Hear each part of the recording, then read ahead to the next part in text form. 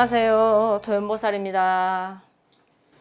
자, 우리가 보통 보면 예? 부모님이 이제 순리상으로는 먼저 돌아가시는 경우가 있으나 네. 살다 보면 이제 불의의 사고로 인해서 예. 자식들이 먼저 죽는 경우가 있잖아요. 예. 근데 주변에 보면 위에 돌아가신 부모님이나 할아버지, 할머니 제사는 다 지내는데 자녀들이 죽으신 분은 자녀 제사를 지내시는 분도 있고 안 지내시는 분도 있고 이렇단 말이죠. 그러면 도연보살님이 보시기에는 먼저 죽은 자식은 제사를 지내야 되는지 안 지내야 되는지 이유가 있다면 왜 그런지. 참 마음 아픈 일이죠, 그죠? 옛날부터 부모님이 돌아가시는 것도 정말 마음 아픈 일인데 자식을 먼저 보내는 진짜 부모는 마음이 어떻겠습니까? 옛날에 우리 집에 점사 보러 온 손님들 중에서도 더러 그런 분이 계세요. 진짜 오실 때 그 심정은 저희들이 무속인이잖아. 우린 조상을 싫잖아요. 죽은 영가들을 몸에 싫잖아. 부모님들이 그 심정이 저희한테 전해지지만 저희들 똑같이 가슴에 그게 정말 전해지거든요. 전해지지만 부모의 그 심정만큼 마음이 아프겠습니까? 그죠? 말도 못하는 거지. 왜냐면 감독님도 자식 키우잖아. 네, 그죠? 그렇죠. 네. 진짜. 생각만 해도 끔찍한데요. 그렇겠죠. 네. 근데 자식이 먼저 불의의 사고를 당했다든지 몸이 아파서 죽었다든지 그랬을 적에 갑자기 우리가 죽은 이게 가족들은 이제 부모님도 마찬가지입니다. 죽고 나면은 처음에 현실감이 없어요. 그냥 살아 있을 것 같아. 근데 시간이 가면 갈수록 갑자기 그냥 내 주위에 없다는 거야. 그냥 전화해서 보고 싶은데도 볼 수 없다는 거야. 그냥 있을 것 같은데 그냥 다 있는데 없는 거야. 그거는 말로 표현을 못 하는 거거든요. 정말 이상하거든. 그 느낌이랑 그 자체가. 그 뭐라 표현할 수 없는 건데. 그래서 이제 부모님들이 그렇게 생각을 해요. 자식들을 갖다가 묘지에도 안장을 하고 또 이렇게 제사를 이제 지내주시는 분들이 계세요. 또 내 아들 사진이라고 방에다 갖다 놓고 이렇게 하시는 분들이 계시는데요. 방도 안 치우고 그대로 이제 우리 아들 방이라고 놔두신 부모님들이 계세요. 근데 이제 저희들이 이렇게 해라 저렇게 해라고 참 말씀드리기가 굉장히 예민한 부분입니다. 사실 그 부분이. 하지만 산 사람과 죽은 사람은 사는 곳이 틀려요. 그래서 죽은 영가들은 가야 돼요. 정말 냉정해져야 돼. 왜? 영가들을 위해서도 그렇고 산 사람을 위해서도 그렇고 그게 사실 위하는 게 아니거든요. 그래서 방도 정리를 해라. 그리고 유품도 정리를 해라. 우리가 사람이기 때문에 잊어라 하는 거는 사실 말로는 그렇게 하지만 그거는 세월이 지나야 되는 거다. 어떻게 잊을 수가 없어요. 그거는. 어떻게 잊겠습니까? 그죠?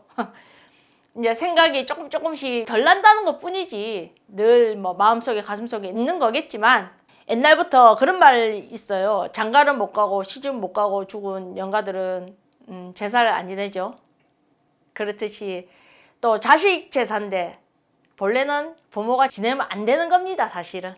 부모님들은 왜냐면 내가 해준 게 없으니까 자식을 위해서 이제 집에서 제사를 지내시는데요.